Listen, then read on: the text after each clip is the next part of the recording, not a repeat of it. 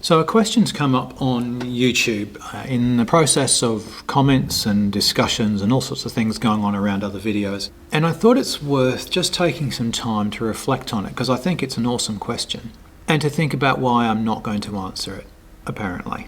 The question is the Bible inerrant? So I've thought about this one long and hard. Very clearly the answer that is wanted is either yes or no. The problem with it from my point of view is that this is not a way that I think about the Bible. Inerrant, of course, means, as has been pointed out to me, unable to be wrong. If I say yes, the Bible is inerrant, then of course the response is going to be to bring up a list of statements and attributes within the Bible that are wrong. And very typically we're talking about things that are scientific and historical. If I answer no, I do not believe the Bible is inerrant, then the response is going to be, well, why do you trust it?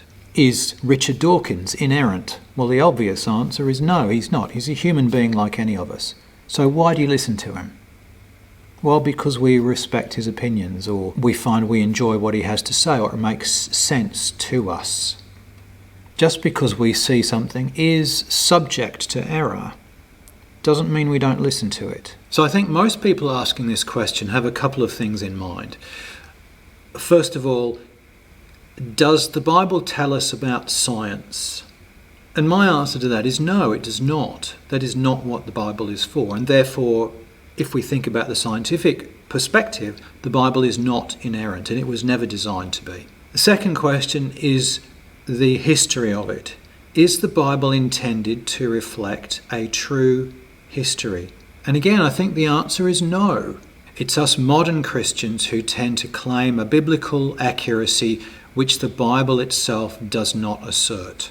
But then when I think about the Bible and what it does claim for itself, and that is to be a revelation of God, I say yes, the Bible is inerrant.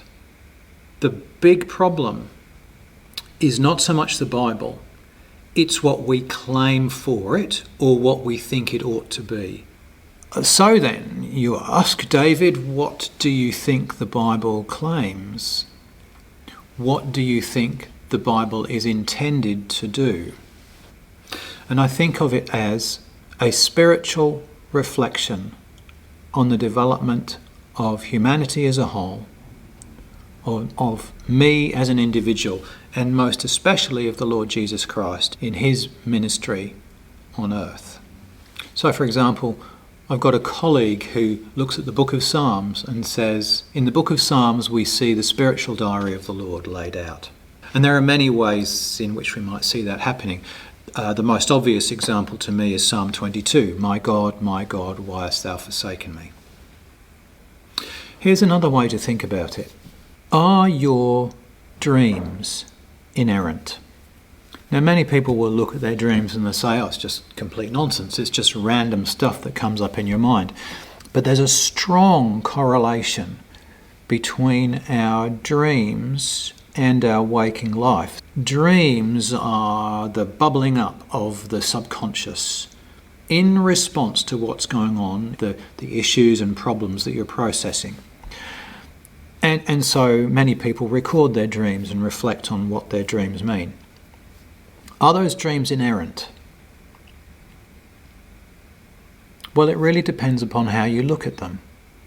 If you think your dreams are predicting your future, then I think you're barking up the wrong tree, and there would be no reason to say that they are accurate.